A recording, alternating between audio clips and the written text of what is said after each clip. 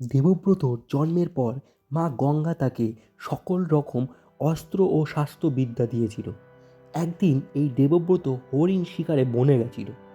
সেখানে একটা তীর হরিণের ওপরে ছুঁড়েছিল, কিন্তু সেই তীরটি কোনো কারণে হরিণের গায়ে না লেগে সেটা গিয়ে একটি নদীতে পড়েছিল।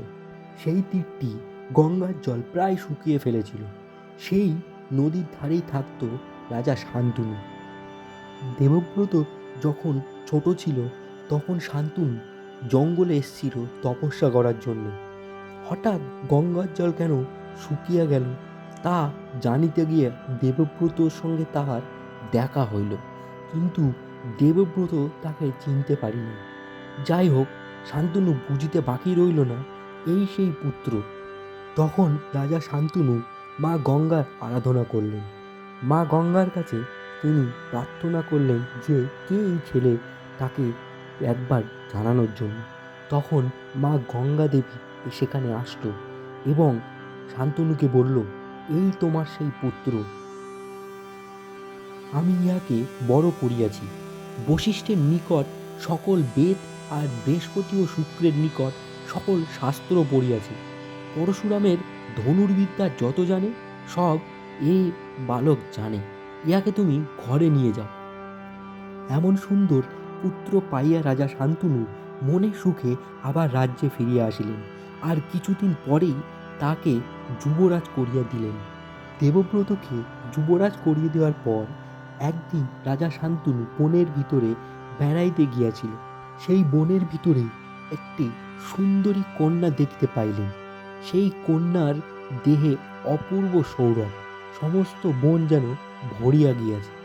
রাজা আশ্চর্য হয়ে তাকে জিজ্ঞাসা করিলেন, তুমি কে? কন্যা বলিল, আমি জেলের মেয়ে, আমার নাম সত্যবতী। আসলে এই সত্যবতী জেলের মেয়ে নয়, জেলে তাহাকে মানুষ করিয়াছিল।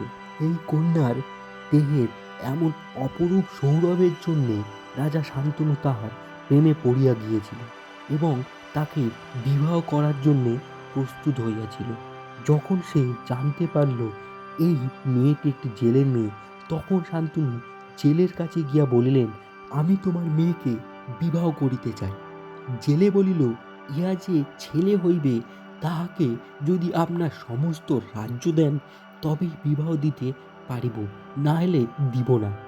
যদিও সেই মেয়েকে বিবাহ করিতে রাজার বড়ই ইচ্ছা হইয়াছিল, কিন্তু দেবব্রতকে ছাড়িয়া অন্য কাহাকেও রাজ্য দিতে তিনি কিছুতেই প্রস্তুত ছিল না। সেই জন্যে সত্যবতীকে না নিয়েই মনের দুঃখে সেখান থেকে রাজা চলে আসিয়াছিল। রাজ্যে ফেরার পর রাজা শান্তনু ধীরে ধীরে রোগা হয়ে যাচ্ছিল এবং দুঃখিত ছিল। সেটা দেবব্রত বুঝতে পেরেছিল। দেবব্রত তখন তার বাবাকে জিজ্ঞাসা করিয়াছিল কি হইয়াছে।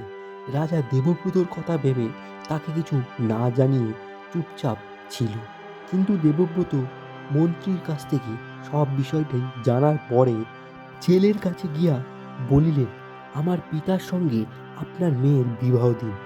জেলের দেবব্রতকে অতিশয় আদর করিয়া বলিলেন, রাজপুত্র, আপনি যা বললেন আমি তাতে খুব সৌভাগ্যবান মনে করব, কিন্তু একটা সমস্যা আছে।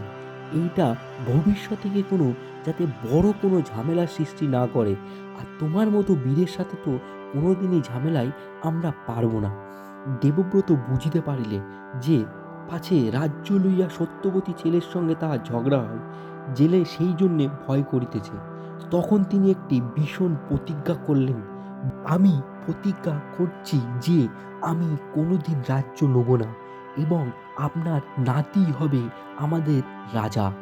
আর আমার প্রজন্ম যদি কোনোদিন দাবি করতে আসে এই রাজার আসন, সেই জন্যে আমি কোনোদিনই বিবাহ করিব না।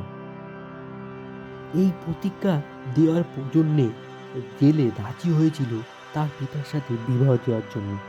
এদিকে আকাশ হইতে দেবতারা দেবব্রতের মাথায় পুষ্পবৃষ্টি করিয়েছিল, আর এই ভয়ানক প্রতিজ্ঞার জন্যে তার নাম হয়েছিল ভীষ্ম। তখন থেকেই সকলে তাকে ভীষ্ম নামে ডাকত। জেলের অনুমতি লইয়া ভীষ্ম সত্যবতীকে নিয়ে তাকে রথে করে নিয়ে আসে রাজা শান্তনুর কাছে। ভীষ্ম শান্তনু ও সত্যবতীকে বিবাহ দিলেন।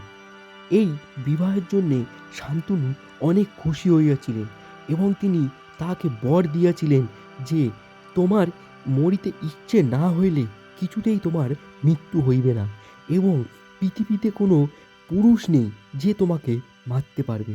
তবেই গঙ্গা ও শান্তনুর পুত্র হয়ে উঠেছিল ভীষ্ম। তার ইচ্ছা মৃত্যুর বর পেয়েছিল সে। এর পরের পর্ব দেখার জন্যে চ্যানেলটিকে সাবস্ক্রাইব করে রাখুন এবং ভিডিও পছন্দ হলে লাইক করবেন।